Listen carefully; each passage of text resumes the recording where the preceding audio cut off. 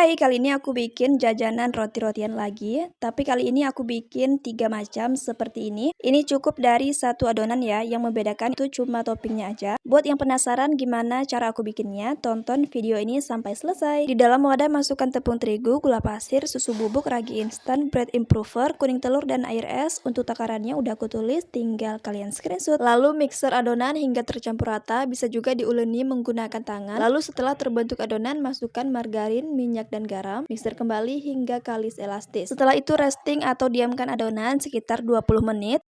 Setelah di resting, kemudian bagi dan timbang adonan seberat 45 gram kurang lebih, lalu rounding dan diamkan kembali sekitar 20 menit sebelum adonan dibentuk.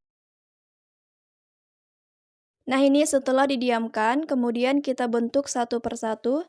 Yang pertama mau aku bentuk bulat, ini digilas terlebih dahulu lalu diisi menggunakan keju oles atau keju peeling. Lalu satukan bagian ujung hingga membentuk lingkaran, kemudian simpan di paper cup seperti ini. Ini aku pakai yang ukuran 8 cm. Kemudian lanjut bentuk yang kedua. Ini aku bentuk memanjang, caranya sama, digilas terlebih dahulu, untuk isiannya opsional. Ini aku kasih selai nanas, mau polosan juga boleh. Lalu disimpan di paper cup, ini aku pakai yang ukuran 14 cm. Lalu untuk yang ketiga, ini pizza mini, tinggal dipipihkan sedikit seperti ini.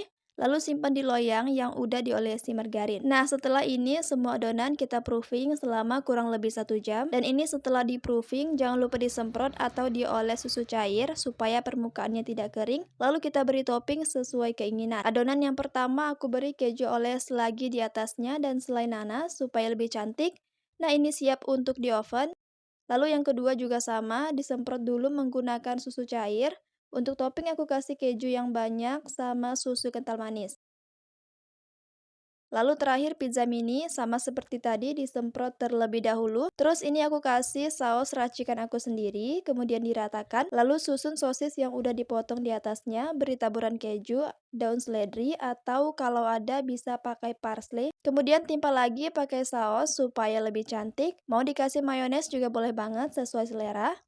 Nah ini dia hasilnya setelah di oven, panas-panas keluar dari oven, langsung diolesi dengan margarin supaya glowing dan mengkilap. Jadi untuk lama pengovenan itu aku di 10-15 menit. Untuk suhu aku kurang tahu karena aku pakai oven gas yang nggak ada pengaturan suhunya. Jadi cuma sering dicoba-coba aja sampai dapat suhu yang cocok. Jadi memang harus dikenali ya bun ovennya dengan cara sering di trial and error supaya hasilnya maksimal.